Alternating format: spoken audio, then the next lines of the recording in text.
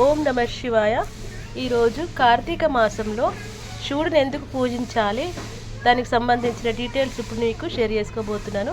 Please ending వరకు చూడండి. కార్తీక మాసంలో శివుడిని ఎందుకు పూజిస్తారో తెలుసా? కార్తీక మాసంలో భక్తులందరూ మహాశివుడి అనుగ్రహం పొందాలంటే తెల్లవారుజామునే తలస్నానం చేసి శివుని ఆలయానికి వెళ్ళి ఎంతో భక్తి శ్రద్ధలతో పూజించాలి. మన దేశంలో హిందువులకు ప్రతి నెలలో ఏదో ఒక పండుగ వస్తూనే ఉంటుంది, కానీ కార్తీక మాసంలో వచ్చేది మాత్రం చాలా పవిత్రమైనది మరియు ప్రత్యేకమైనది. ఎందుకంటే ఈ మాసంలో అన్ని రోజులు పర్వదినాలే. హిందువులు అందరూ అత్యంత పవిత్రంగా భావించి ఈ నెలలో ఎక్కడ చూసినా ఆధ్యాత్మిక శోభ విరాజిల్లుతుంది. కార్తీక మాసంలో శివుడి ఆరాధన చాలా ముఖ్యమైనది.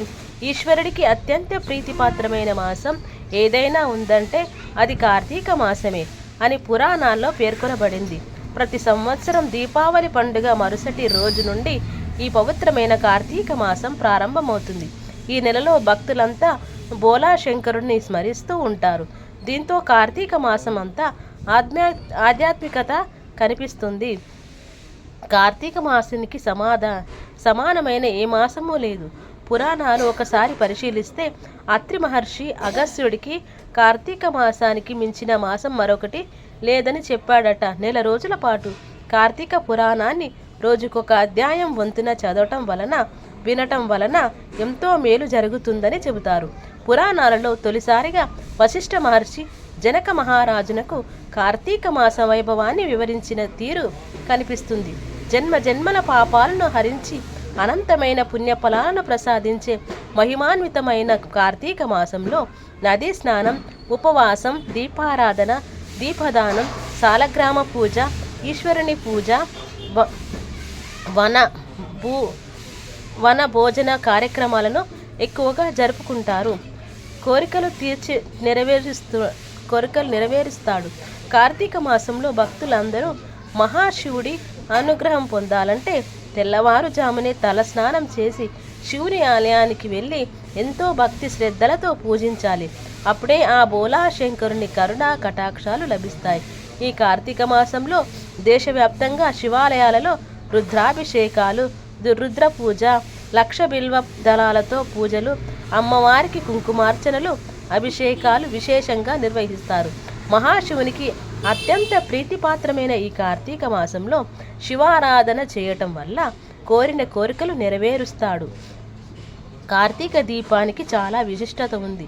ఆ విశిష్ట ఏంటో ఇప్పుడు తెలుసుకుందాం.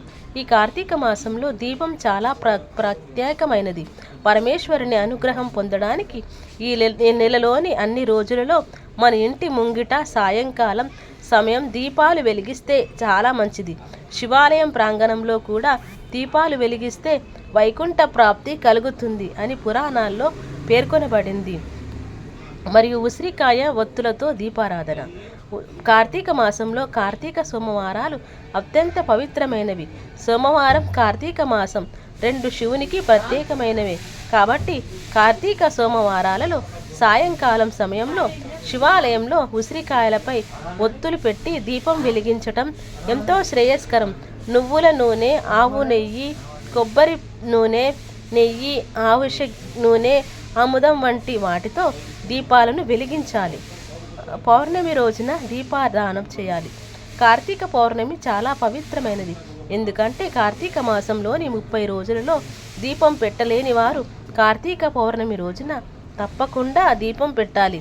అలా ఆ రోజు దీపం పెడితే చాలా మంచిది. అంతేకాదు ఈ కార్తీక మాసంలో దీపం దానం చేయటం వల్ల మరింత మంచి జరుగుతుంది. ఉసిరి చెట్టు కింద వనభోజనం చేయడం.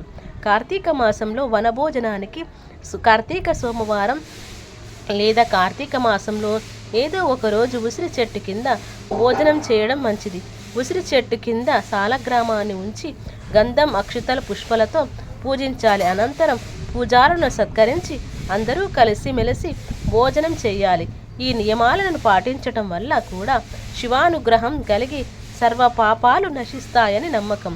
వనభోజన కార్యక్రమాలను నిర్వహించే వారికి పాపాల నుండి విముక్తి కలుగుతుందని పురాణాలు చెబుతున్నాయి. తులసి పూజ. కార్తీక పౌర్ణమి రోజున తులసి పూజ కూడా చేయాలి. ఆవు నెయ్యితో తడిపిన దారపు ఒత్తులతో దీపాలు వెలిగించాలి. తులసి కోట చుట్టూ 11 ప్రదక్షిణలు చేసి పరమాన్నం నైవేద్యంగా పెట్టాలి. ఆ తర్వాత 365 ఒత్తులతో కూడిన హారతి ఇవ్వాలి. నక్షత్రాలు మాయం కాకముందే ఈ పూజ చేస్తే మంచి ఫలితం ఉంటుందని పురాణాల్లో పేర్కొనబడింది. కార్తీక మాసంలో ప్రతిరోజు ప్రదోష కాలంలో శివాలయానికి వెళ్ళి శివుని దర్శనం చేసుకోవాలి. అలా విష్ణు ఆలయంలో దీపాన్ని వెలిగించడం చాలా మంచిది. ఇంట్లో ప్రతిరోజు సంధ్యా దీపాన్ని వెలిగించాలి. ఈ మాసమంతా కార్తీక పురాణాన్ని రోజుకు అధ్యయనం పారాయణం చేయడం శుభప్రదం. ఇదండి కార్తీక మాసంలో శివుడి ఆరాధనకు సంబంధించిన విషయాలు. ఇంకా మరిన్ని విషయాలతో మళ్ళీ ముందుకు వస్తాను. Thank you so much.